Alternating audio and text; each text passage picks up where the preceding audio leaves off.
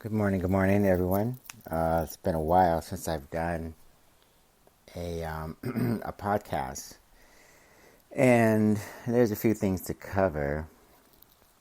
I'm going to be doing some chores, of course.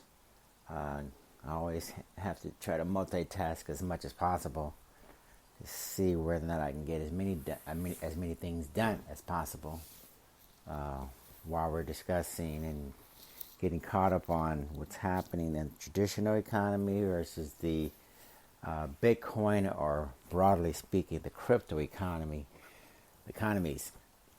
First of all, good morning again, and I hope everybody's gonna have an enjoyable Sunday, and I hope you guys did something relaxing or productive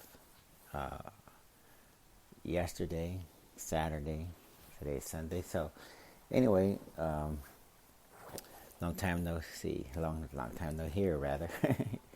Okay, so let's get started here. There's a few things going on.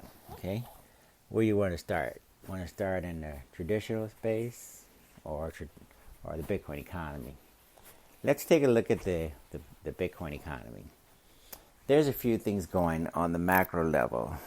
If we zoom out, we see that Bitcoin is indeed playing a larger and larger role in terms of the decision making going on in Washington with the infrastructure bill. I don't know whether or not you guys have seen the headlines or whatever. I know a number of you have.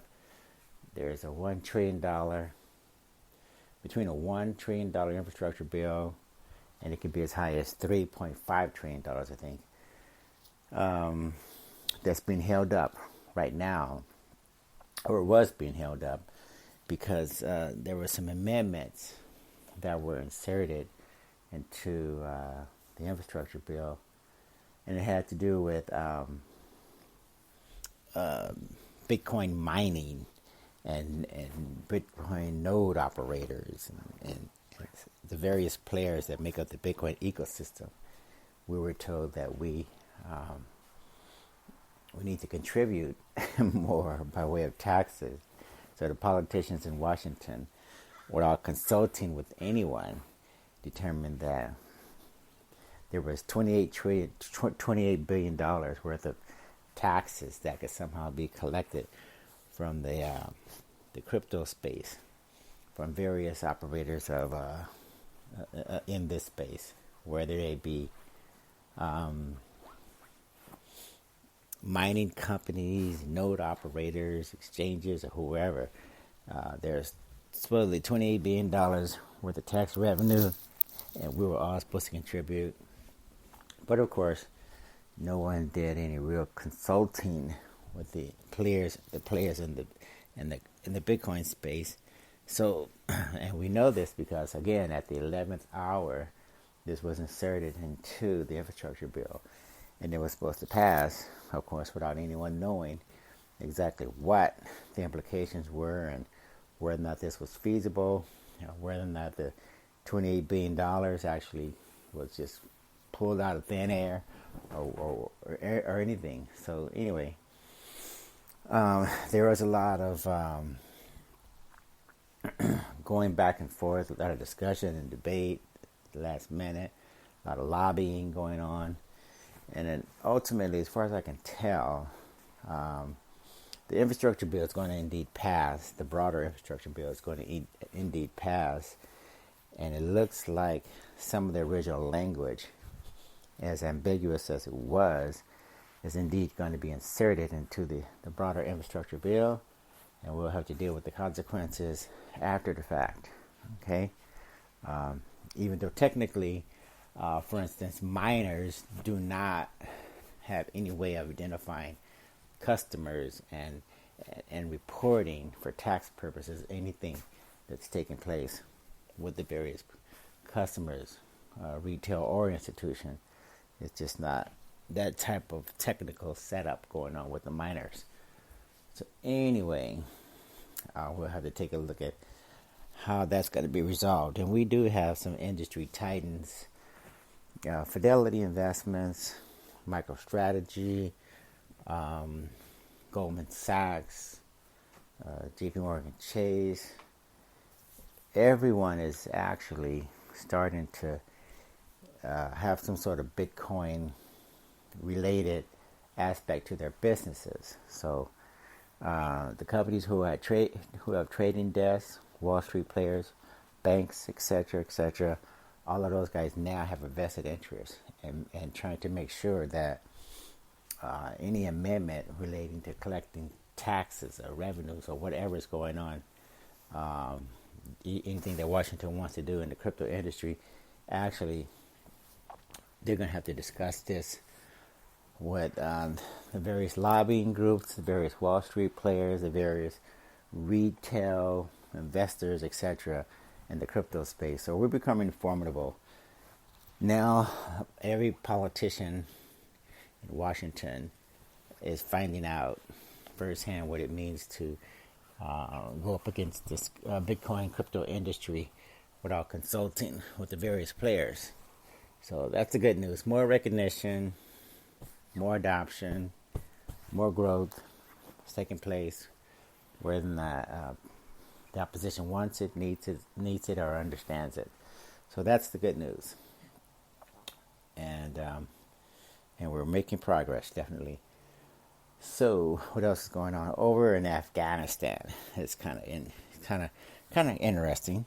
Between Afghanistan and Cuba, a number of countries that are basically seeing their economies and currencies sink towards zero.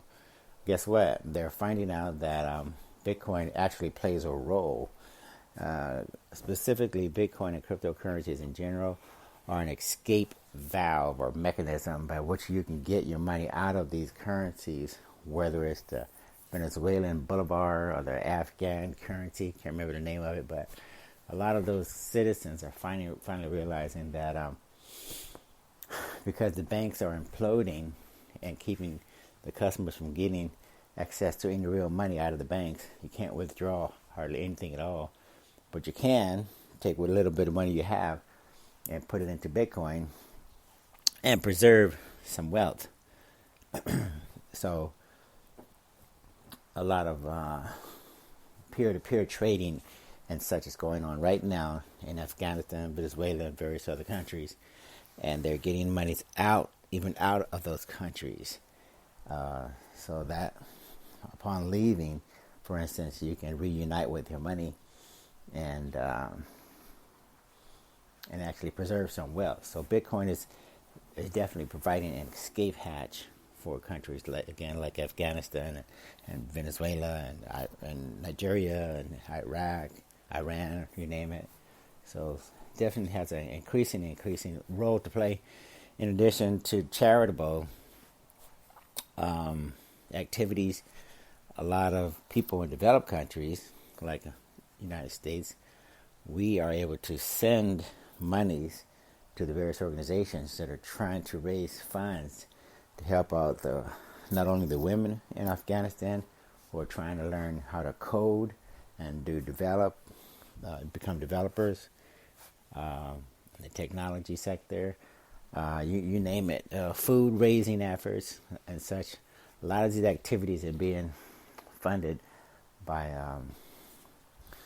small, medium, and large philanthropy people, individuals. So we're doing our best to get money into those countries directly to the people who need it in an efficient, cost-effective way, using Bitcoin, for instance. So again, we're playing a major role in terms of helping out by directly contributing to those causes. So again, Bitcoin adoption through charity work and such is definitely making a big impression, a big impact. And even in Cuba, because the country's been ravaged by sanctions for forever, they're finally realizing that if you use Bitcoin in Cuba, you can bypass the traditional financial sector. You can actually get money into the heads of the Cubans, the individuals over there, and thus rescue those people from the ravages of having a currency and a government that's so oppressive that you're literally starved to death while waiting on some government ruling or agency or something to help you out. So again, Bitcoin to the rescue. What else is going on? I think in the United States, of all places, we're finally realizing here the inflationary, the spiraling out of control impact of inflation is finally showing up to a major degree, especially at the gas pump and at the grocery stores. We're finding out here that the manufacturers, whether the Procter and Gambles of the world, the Kimberly Clarks, the you name it, there are more and more CEOs who are admitting they could only absorb so much in the way of costs associated with producing the products, and they're finally admitting that it's time to start raising prices. So they're trying to get people ready to understand that when you go to the store, go get your gas, go get your toilet paper, whatever, you could expect to see higher prices. So the increases are coming, and they're showing up as we speak, and people are going to be contributing more and more of their salaries to offset the costs associated with the increase in the cost of the raw materials, the corn, the soybean, whatever inputs go into the groceries, into the food products are higher, so that makes the final product higher. So anyway, that's starting to hit home to a major extent, and it's unfortunate because companies been talking about raising wages for a long time, and a number of companies are indeed trying to raise the wages, but the wage increases are not keeping up with the inflation increases. And see, corporate America knows this. A lot of employees or a lot of wage earners are starting to realize it. That I don't care how much you get in a wage increase, if it's not keeping up with inflation, you're not really benefiting, right? So, unfortunately, that's a vicious cycle whereby you raise wages, but you increase inflation by a greater amount, so you never really get caught up. So that's the thing you guys got to keep in mind. And unfortunately, traveling from state to state, city to city, country to country is not helping right now, mainly because inflationary impacts are taking place on a wide and a global scale. I'm reading more and more about various countries who are increasing the rates, inflationary rates, interest rates in the various countries. So as you try to escape to Central America, South and Central America, wherever you're going, check first and see whether or not you can determine whether or not interest rates are increasing in those respective countries where you're thinking about fleeing, because unfortunately this is a global change taking place, and as people move or run from place to place, they're not really escaping the way they think they are, the inflationary impacts of doing a geographic. So check first before you pack up and just leave and move to another country or another state or something. Try and see whether or not you're actually getting away from the thing that you think you're getting away from, because you may end up in the same or even a worse condition when you factor in all of the costs. Again, because this is a global issue. This is not just a local issue. This is a global issue. The cost of or the money printing itself is actually out of control, and it starts in the United States and then it works its way around the globe and it comes back and it just keeps going around and around in circles basically. So you don't really escape the inflationary impacts the way you think you should be. So just something to keep in mind. Now, speaking of the traditional economy, we're finding that companies, because something called the Cantillon effect, a lot of companies are raising debt in an environment where they don't really need the money, but they don't have a whole lot of alternatives in terms of what they could do otherwise.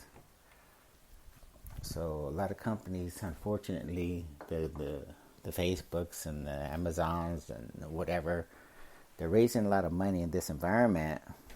And the question becomes, why? If you don't need it, if you're not doing anything productive with it, is because they want to boost the shareholder returns and such. And the cost associated with raising money that you don't need or don't want is very, very cheap. So if you're Amazon, you're Facebook or something, you raise tons and tons of money and you go out and you use it to buy back stock and increase dividends because obviously there's nothing else going on but trying to appease shareholders. So that's another virtuous, vicious cycle going on there where you raise money that you don't need and you can't think of anything productive to do with the money other than buy back stocks and pay dividends, and that just goes round and round. And the investments that normally would go into R&D and the acquisition of real talent and the making of real products is less and less of a priority. So that becomes self-defeating.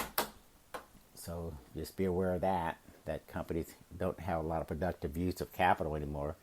They just raise money through financial engineering to keep you under the impression that there's a reason to stay in the stock when actually the stocks are overinflated to a large extent because, again, the easy monetary policies, the printing and printing of the money, which erodes your purchasing power, and it's just very unproductive use as far as what they're using the money for. And speaking of the erosion of the purchasing power, keep in mind that the more money printing comes out of Washington, the worse the dollar performs. The more inflation you get in your currency or in your economy, the more expensive your products and services become. So in order to keep demand going, the government has to print more money because obviously you can't afford to buy goods and services with a currency that's being overinflated. So you print more currency, and because the products are coming out of China for the most part. China makes sure that we pay as much money as possible for the same products and services products that are produced over there. So that becomes a vicious cycle where they get to keep those prices high for as long as possible, and then our government here has to print more money.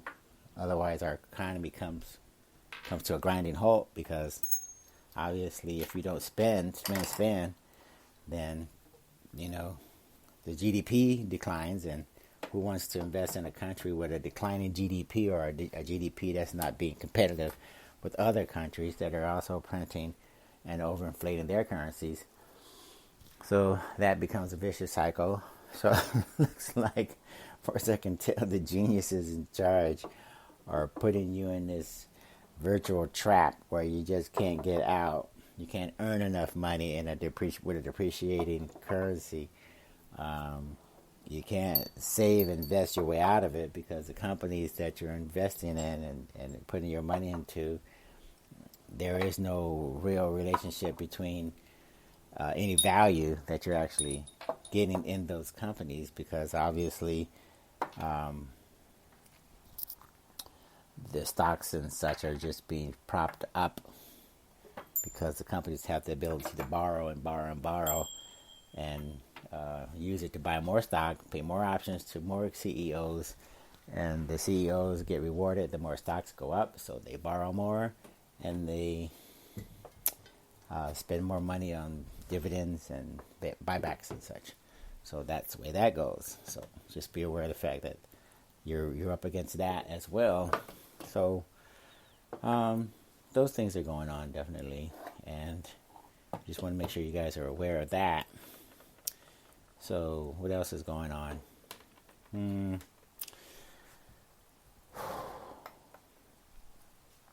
On the positive front, there's a lot of innovation that's taking place. We're seeing the decentralization of finance. That's hitting Wall Street hard.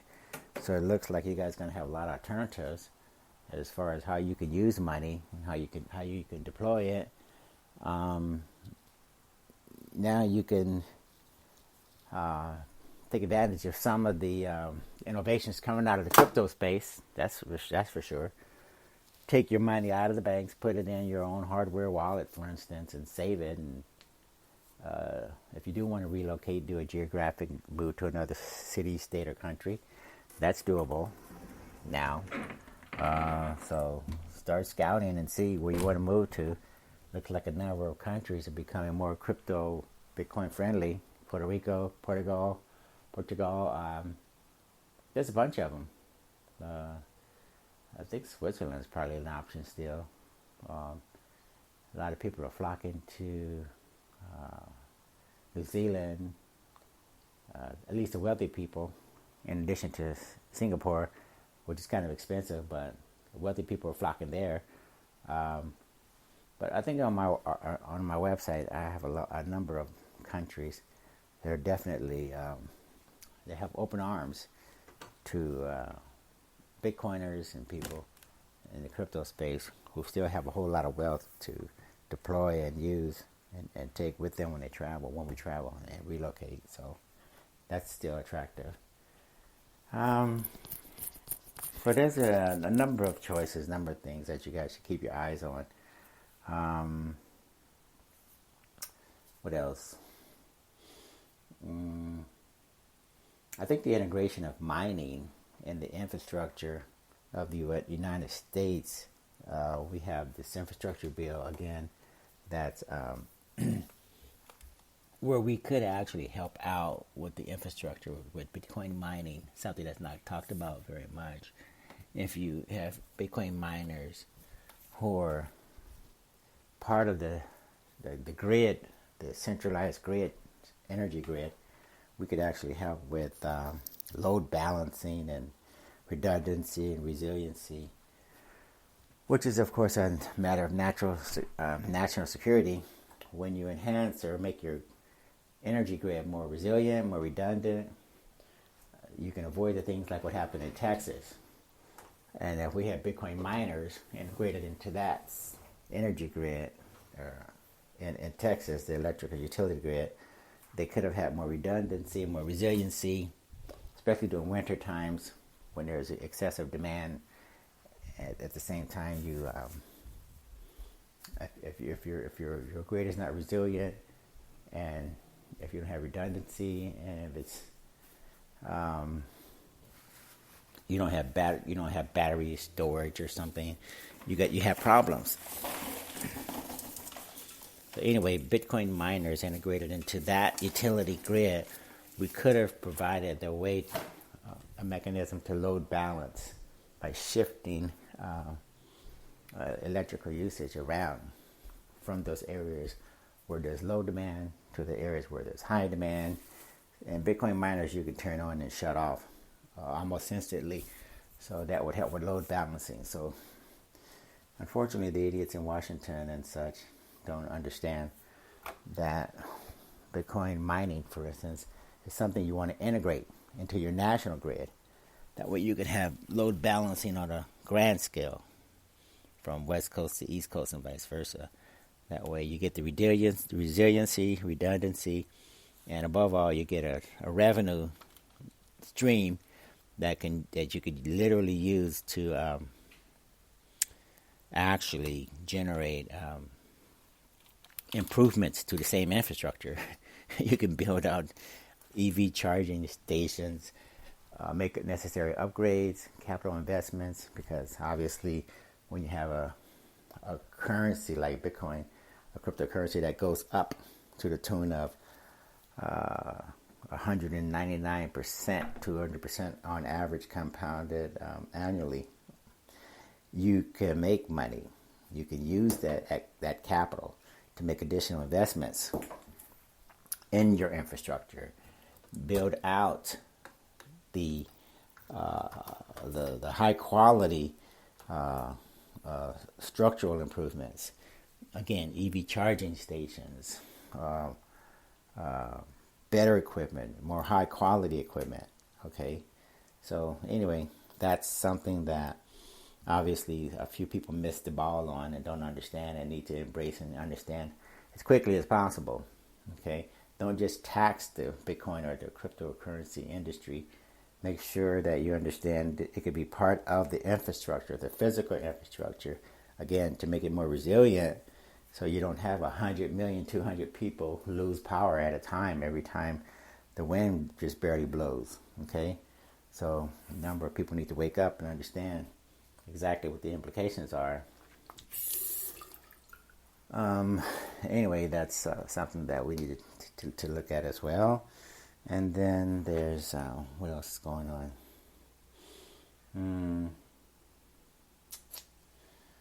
So we have I think one innovation that we need to keep an eye on as well is autonomous vehicles. At some point, hopefully, we'll be able to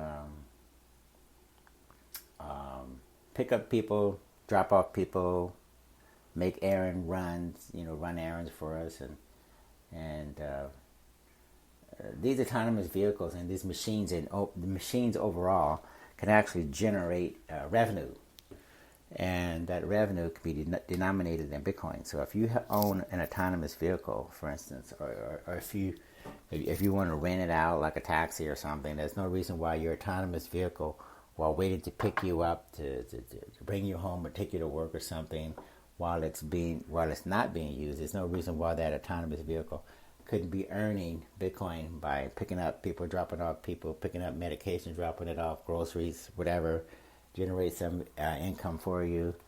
And all these vehicles multiplied by 1 million, 10 million, 50 million could actually be revenue generating sources for individuals, cities, corporations, etc., etc. That way we can bring about the concept of machine-to-machine revenue generation. Okay, you just make sure that you understand the principle of hiring out or renting out, in the machine as far as machines are concerned. Okay, if a car is going to sit idle all day long while you get off work and then you get in your car and drive home, that's one thing. But if your car is deployed and it's being used around the city to pick up and drop off and do things, run errands for you, there's no reason why you can't generate income, right, from that. So, what a concept. Anyway, I think I'm going to make some noise here, you guys, and I don't want to disrupt it with all the noise. So, just make sure you understand, look, the state of the traditional economy is not looking very well at all, and my heart goes out to all the people who are going to be displaced, particularly with moratoriums expiring. Looks like there's going to be millions of people that are going to be out on the streets very soon, and it's hard to control a pandemic when you have moratoriums that were normally keeping people inside and safe and out of harm's way as far as the pandemic is concerned. But if these people are going to go into the streets and homeless shelters and such, I think that's going to be more difficult to maintain the healthy environment for them, a safe environment for the kids and the families. So that's going to be a problem. But the good news is there's jobs, and there's educational endeavors going on in the crypto Bitcoin space. So you guys can get the jobs, go to school, retrain, whether it's apprenticeship or an internship or whatever. Make sure you take advantage of that. That's where the growth is. Bitcoin gaming, crypto gaming is coming about in a big way. Your kid or yourself, you can, instead of wasting time playing games, you can play games and get paid as a reward for playing games. Maybe esports will be something you want to look at, because in the future, esports is part of the Olympics and other tournaments and such. It's going to reward some people. We already have a number of people who are making good money sitting there playing games. Also, take advantage of the credit cards and debit cards and such. Excuse the noise again, because we have a lot of people who are using credit cards, and they're, instead of getting rewards and something that's worthless, like traditional points and stuff like that, you get your credit card or get your debit card where you get paid in Bitcoin as a result of purchasing things that you ordinarily would purchase anyway, right? But if this thing is going to go up, like Bitcoin, and has been going up, demand that you get a credit card or a debit card where you get paid in Bitcoin as a reward. That way you can decide whether or not you want to spend it every month when you get your reward, or whether or not you want to save it. Okay? At least until you decide, at least you know it's going up in value, your rewards, and then you could get a chance to have more money to spend when you do decide to spend, right? Because it appreciates. Unlike frequent flyer miles from the airlines, where they actually go down in value, right? Who wants that? So, people in real estate, make sure you guys understand that if you got a ton of Airbnb rentals or high-end properties or whatever you have, that you can charge people, you could actually, you can charge people to stay there, and they can pay you in Bitcoin, or you could, if you have a homeowners association and you have enough Bitcoin on your balance sheet for your corporation, your rental company, a real estate related company, Bitcoin could actually allow you, by virtue of the fact that it goes up and up and up, if you have it on your treasury as a real estate related company, that may accrue to you enough of revenue, enough appreciation where you can offset the homeowner association fees and such, so that you can afford to be more competitive. Instead of me paying 100% of my homeowner association fees to you, maybe you can discount those homeowner association fees to me, so that I only pay 75% as compared to 100%, because your Bitcoin related investments in your treasury or whatever now allows you to afford to be able to give me a discount on homeowner association fees or something like that. So there's various ways to integrate Bitcoin into your financials, even if it's a real estate company. We have a number of people in the real estate space who are figuring out, how to get their tenants and renters to pay in Bitcoin, and then also property managers and owners are figuring out a way to offset some of the costs and pass those savings along to their new tenants because of the investments that they made in Bitcoin and cryptocurrencies in general. So make sure you understand that if you're a real estate professional. And if you don't know, go to my website, do a search on Bitcoin real estate or real estate Bitcoin. You'll see plenty of articles, plenty of examples where property managers and owners and such are starting to embrace the advantages of having Bitcoin either on the balance sheet, or at least having customers pay you in Bitcoin to rent or to lease or something like that in the real estate sector. So lots of opportunity there. No reason why you should not have customers pay you so you can actually collect Bitcoin, because they're paying you now so you don't have to buy Bitcoin directly as a property owner or manager or whatever, when you can have your tenants and such pay you. So there's all sorts of ways that you can accrue Bitcoin other than buying it yourself. So there's lots of innovation, lots of things coming out. Lightning Network is expanding by leaps and bounds.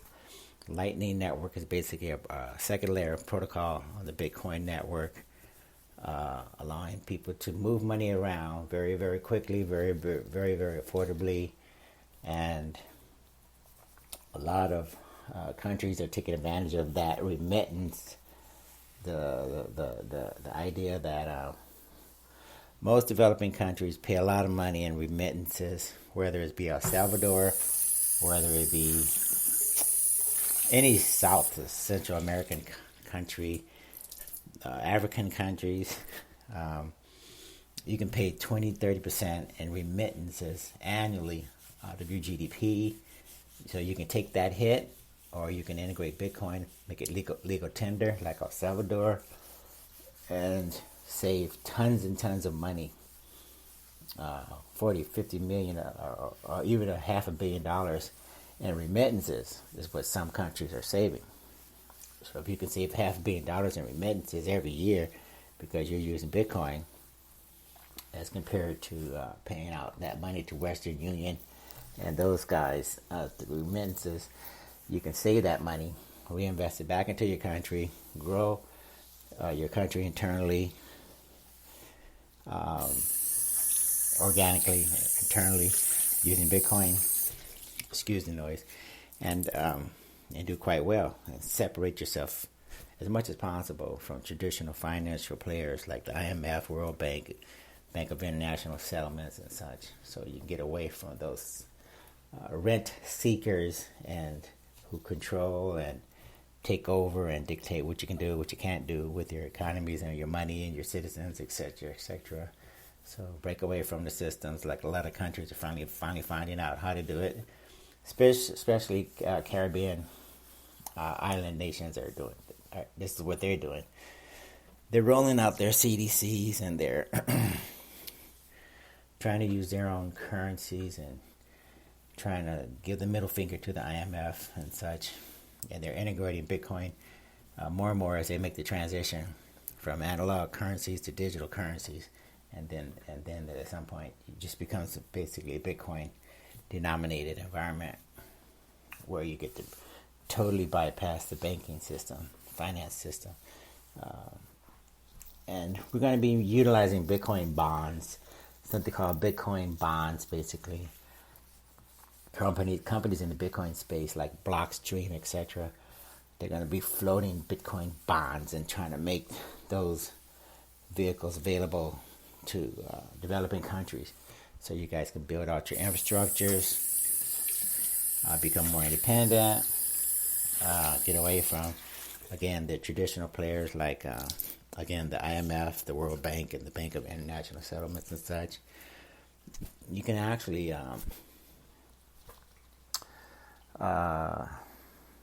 do a speculative attack on a country's economy by using Bitcoin. If you have Bitcoin miners in your country, and if the United States, for instance, if you want to take advantage of attacking the United States economic system, you could actually have your Bitcoin mining industry. When the Bitcoin miners get paid get paid, it's usually denominated in dollars. So if you're in whatever country, Iran, China, whatever, those miners turn that. Those miners get paid in dollars. They convert the dollars into the local currency, whether it's the yuan or the dinar, or whether it's the Nigerian currency. It doesn't matter. You turn those dollars into your local currency, and that way you suck dollars out of the developed country like the United States, and then you convert it into your own currency, and that money gets circulated through your local economy, and that's one way of attacking the developed country where their money, with the currency, where the original currency or dollars came from, United States, for instance. So, if $10 billion is coming from the United States, from this country, 20 billion from the other country, 30 billion from the other country, and 50 billion from the other country, at some point you start to fight back. So you make your currency stronger, make your local economy stronger, and you at the same time as weakening the developed countries' currency and economy. So if you want to fight back, that's how you fight back. Okay. Make sure you have a strong and robust Bitcoin mining industry in your respective country, while you're bringing as many dollars as possible. Convert those dollars into your local currency, circulate that local currency, mining a bit, which ultimately was obviously Bitcoin mining revenue that's circulated through your local currency and your local economy. Guess what? Now your local economy is stronger, right? So that's how you do that. In addition to utilizing Bitcoin bonds and such to build out the infrastructure, it's a win-win. In addition to bringing online alternative energy sources, I don't care if it's volcano mining or volcano resources in El Salvador. I don't care if it's geothermal. I don't care if it's solar, wind. Power up your Bitcoin miners with methane. Who cares? Just do it. And strengthen your local economies, okay? For an alternative energy source.